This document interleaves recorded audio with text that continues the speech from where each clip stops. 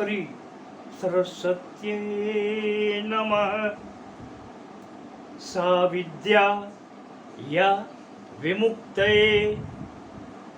महाराज Lakshmishwar Singh memorial महाविद्यालय दरभंगा का हिंदी विभाग उपस्थित है। 12वीं कक्षा के विद्यार्थियों के बीच राष्ट्रभाषा हिंदी के साथ हम दिगंत भाग 2 लेकर आए हैं। दिगंत भाग 2 से आपने कुछ पाठों का अध्ययन किया है। आज हम आपको जिस पाठ की ओर मुखातिब किए हैं वह पाठ है संपूर्ण क्रांति। संपूर्ण क्रांति अपने आप में एक विलक्षण विषय है। यह हिंदी साहित्य के किताब में कहानियां तो मिलती हैं, निबंध भी मिलते हैं, लेकिन ऐसे निबंध बहुत कम मिलते हैं जिनके निबंधकार हिंदी साहित्य के प्रतिष्ठित साहित्यकार नहीं होते हैं। हालांकि उनका संबंध तमाम साहित्यकारों से होता है जो आप इस निबंध के पाठ्यक्रम में देखेंगे। इस निबंध के रचनाकार हैं जयप्रकाश नारायण जी। जेपी के रूप में प्रख्यात जयप्रकाश नारायण जी की यह रचना उनकी कलम से लिखित रचना नहीं है। यह है भाषण। वह भाषण जो पटना के ऐतिहासिक गांधी मैदान में हुआ था। वह भाषण जिसने देश की राजनीति को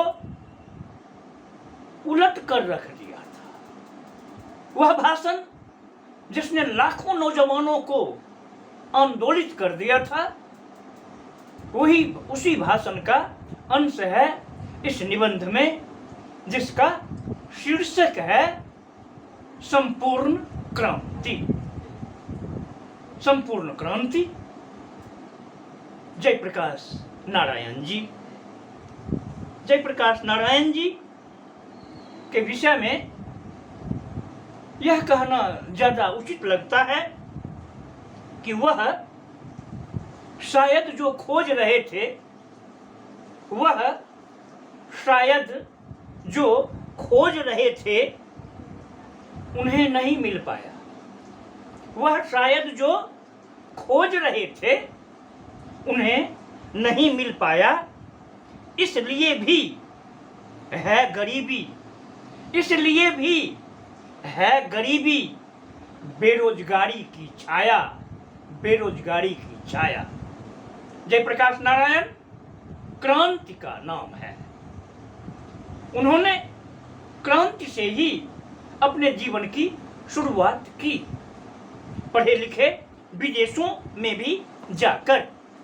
उनका जन्म हुआ 31 अक्टूबर 1902 ईस्वी को। कहाँ? सिताब दियारा, उत्तर प्रदेश, बलिया। और जन्म काल का बचपन उनका बढ़ता रहा बलिया से लेकर बिहार के सारण जिले तक, यानी उत्तर प्रदेश से बिहार तक उनका व्यक्तित्व बाल्यकाल से ही फैला रहा। राजनीतिक जीवन में वे उतरे, साहित्यिक जीवन में नहीं उतरे ऐसी बात नहीं है। उन्होंने कुछ कविताएं लिखी, कहानियां नहीं लिखी, उपन्यास नहीं लिखे, लेकिन सारस्वत पथ पर वे आगे नहीं बढ़ सके क्योंकि देश की राजनीति उन्हें बुला रही थी। वह देश की पराधीनता से व्याकुल थे। विदेशों में भी पढ़ाई करके आए थे जहां गुलामी का दंश उन्हें भोगना पड़ा था। उन्होंने संकल्प किया था देश के लिए कुछ करना है, देश के लिए लड़ना है। परिणामतः 1929 ईस्वी में वह कांग्रेस में शामिल हो गए। कांग्रेस में कुछ सोचकर शामिल हुए, लेकिन उनकी सोच वहां साकार नहीं हो सकी। 1932 ईस्वी में सविनय अवज्ञा आंदोलन के तहत वे जेल भी गए। जेल में ही गहरा मंथन हुआ उनके मस्तिष्क में। उन्हें लगा कि जो कांग्रेस है वह सही रूप में देश के लिए कुछ नहीं कर रही है, अथवा कांग्रेस में रहकर मैं कुछ नहीं कर सकता हूं। इसका आभास होते ही उन्होंने जेल से बाहर आने पर कांग्रेस के अंदर ही कांग्रेस सोशलिस्ट पार्टी की स्थापना कर दी। यहीं से राजनीति का विभाजन भी शुरू है।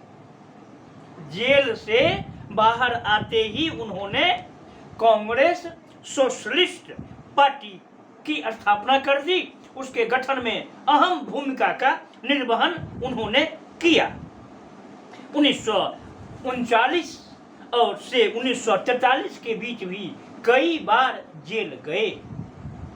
जेल जाना और जेल में कुछ निर्णय करके आना उनका व्यक्तित्व बन गया। यानी जेल में भी वह देश के लिए ही चिंतन करते रहे थे। उनके मस्तिष्क में सिर्फ और सिर्फ भारत माता ही झलकती रहती थी। यही कारण है कि वह प्रारंभिक जीवन से ही क्रांति की ओर मुखातिब हुए। यह उनकी पहली क्रांति थी, कांग्रेस के अंदर ही सोशलिस्ट पार्टी की स्थापना करना। आगे उन्होंने आजादी के उपरांत भी दल का निर्माण कार्य जारी रखा। 1942 के आंदोलन में उन्हें काफी प्रसिद्धि मिली। आजाद होने के बाद 1952 में उन्होंने प्रजा सोशलिस्ट पार्टी का गठन किया। प्रजा सोशलिस्ट पार्टी का गठन यह दूसरी पार्टी थी उनके द्वारा गठित। धीरे धीरे सक्रिय राजनीति से स्वयं को अलग कर लिए। उन्हें लगा कि राजनीति उनके लिए नहीं है। उदास हो गए राजनीतिज्ञों को देखकर। वह जब वहां से अलग हटे, राजनीति से दूर होने का निर्णय लिया, तो करना क्या था? कुछ तो करना था, क्योंकि वह देशभक्त थे, देश की हालत को समझते थे। तमाम नेताओं में वह अगर किन्हीं से ज्यादा प्रभावित हुए तो वो थे आचार्य विनोबा भावे। आचार्य विनोबा भावे जी के भूदान यज्ञ में वह शामिल हो गए। भूदानी कहलाने लगे। विनोबा भावे के विचार उनके विचार से काफी मेल खाते थे। विनोबा भावे भी खुश नहीं थे देश की हालत को देखकर। इसकी जानकारी उनके विभिन्न ग्रंथों, आलेखों, प्रवचनों से मिल रही है आज भी। तो विनोबा भावे के साथ मिलकर जयप्रकाश नारायण जी भूदान यज्ञ को आगे बढ़ाने लगे। लेकिन भूदान यज्ञ भी टाए टाए फिस हो गया। उसका भी प्रभाव ज्यादा नहीं चला। विनोबा भावे भी उदास हो गए। उन्हें भी लगा कि इस प्रकार से जिस समरसता को लाने का हम प्रयास कर रहे हैं वह शायद आने वाला नहीं है। लेकिन उनका काम जारी रहा अंतिम सांस तक। जयप्रकाश नारायण जी वहां भी रुके हुए नहीं रह सके। रुकना उन्होंने सीखा ही नहीं था, झुकना उन्होंने सीखा ही नहीं था। उन्होंने तो आगे बढ़ना सीखा था, आगे बढ़कर देश के लिए लड़ना सीखा था, देश के गद्दारों के ऊपर चढ़ना सीखा था। इस क्रांतिकारी मिजाज से जयप्रकाश नारायण जी ने 1974 के छात्र आंदोलन का नेतृत्व किया। यह आंदोलन देश की आजादी के बाद सबसे बड़ा आंदोलन सिद्ध हुआ। 1974 का छात्र आंदोलन, जिस प्रकार से राष्ट्रपिता महात्मा गांधी जी की आवाज पर गुलाम भारत में लोगों ने स्कूल कॉलेज छोड़ना शुरू कर दिया था, ठीक उसी प्रकार से जयप्रकाश नारायण जी के आह्वान पर विद्यार्थियों ने स्कूल कॉलेज छोड़ना शुरू कर दिया था। तकरीबन हर स्कूल कॉलेज से आंदोलन के पक्ष में जुलूस निकलने लगे। इनके मार्गदर्शन में ही जनता पार्टी का गठन हुआ। याद रहे याद रहे, यह जनता पार्टी का गठन इनका तीसरा गठन था। इस प्रकार से हम देखते हैं कि इन्होंने भारतीय राजनीति के परिवर्तन पर जोर दिया।